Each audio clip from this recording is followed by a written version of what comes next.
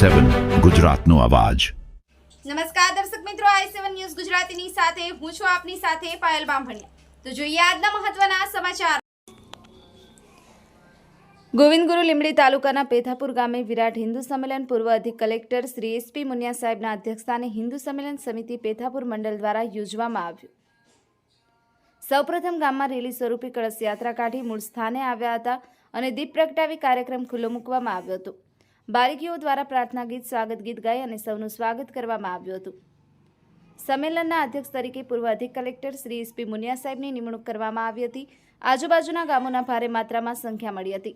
આ કાર્યક્રમમાં ધનાભાઈ ડામોર, મહર્ષિભાઈ ભટ્ટ, ધુરપલભાઈ સોનીની અને પ્રમુખ શ્રી શીતલબેન વાઘેલા અને રાજુભાઈ ડામોરની ખાસ ઉપસ્થિતિ જોવા મળી હતી।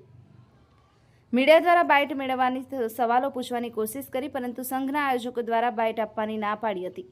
ઉપરથી આદેશ નથી તેમ કહી બાઇટ આપવાનું ટાળ્યું હતું। મીડિયા દ્વારા લોકોના પ્રશ્નો અંગે વિસ્તૃત જાણકારી મેળવવાની કોશિશ કરી, પરંતુ બાઇટ ન આપતા પ્રશ્નોને ટાળ્યા હતા। આદિવાસી વિસ્તારમાં જઈ અને હિન્દુ ધર્મને ઉજાગર કરવામાં આવે અને આદિવાસીના ઇતિહાસને ઉજાગર કરવામાં ન આવે તો હિન્દુ ધર્મની સાથે આદિવાસીઓને કેવી રીતે જોડી શકાય તે એક પ્રશ્ન લોકમુખેથી જોવા મળ્યો હતો।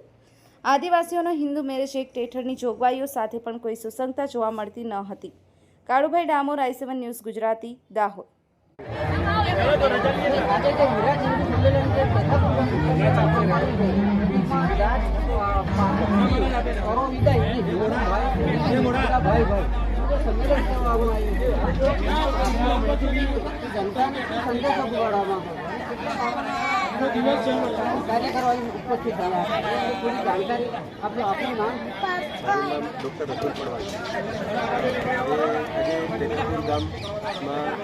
તારીખ 8 ફેબ્રુઆરી 2026ના રોજ વિરાટ સંમેલનનો કાર્યક્રમ યોજાયો છે। એનામાં આજુબાજુના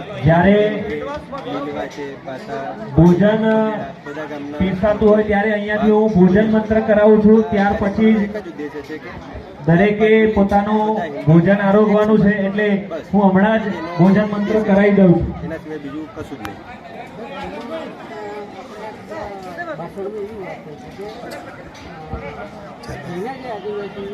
સાવધાન, સાવધાન। એનામાં એવું કશું જ અહીંયા આજુબાજુ ભોજન મંત્ર કરાવું છું, જેને આવડતો હોય એની સાથે જોડાવાનું છે। અમારે બાકી તો હું અહીંયાથી આજુબાજુના કોઈ બી બોલું જ છું। કોઈ વાતમાં માનતા જ નથી।